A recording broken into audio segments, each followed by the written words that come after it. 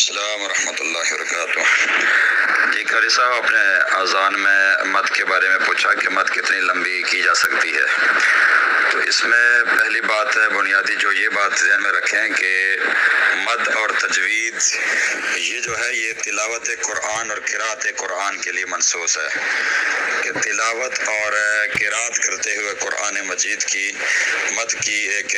حدود و قیود ہیں جو تجوید کی کتابوں میں موجود ہیں۔ مد اصلی کو اتنا لمبا کرنا ہے، منفصل اور متصل کو اتنا لمبا کرنا ہے۔ یہ جو حدود و قیود ہیں یہ ساری قرات قرآن کے لیے ہیں، تلاوت قرآن کے لیے ہیں۔ جہاں تک تعلق ہے غیر قرآن کا، یعنی وہ چیزیں جو قرآن کا حصہ نہیں ہیں ان کا تعلق ہے، ان کو ضمناً قرات قرآن اور تلاوت قرآن پر قیاس کیا جاتا ہے۔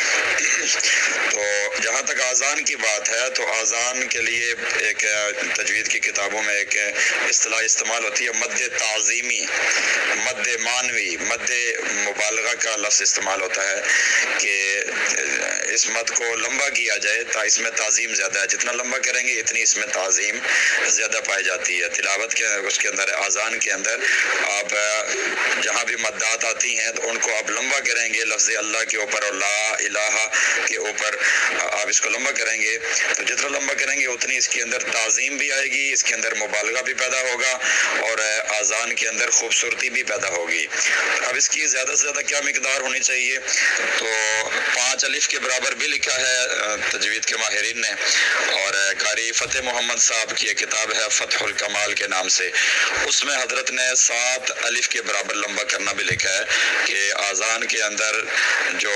مد کو لمبا کیا جاتا ہے تو وہ حروف مدہ کو 7 الف کے برابر بھی لمبا کیا جا سکتا ہے۔ اور اذان چونکہ کلمات قرآن نہیں ہیں، غیر قرآن ہیں، تو اس میں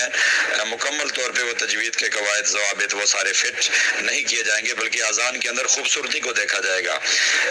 اور خوبصورتی وہ مد تعظیمی کے اندر ہے کہ جتنا اس کو لمبا کریں گے اتنی اللہ تعالیٰ کی عظمت بھی پیدا ہوگی دل کے اندر اور خوبصورتی بھی پیدا ہوگی۔ تو اس لیے 7 الف کے برابر اس کو لمبا کر سکتے ہیں اذان کے اندر مدات کو۔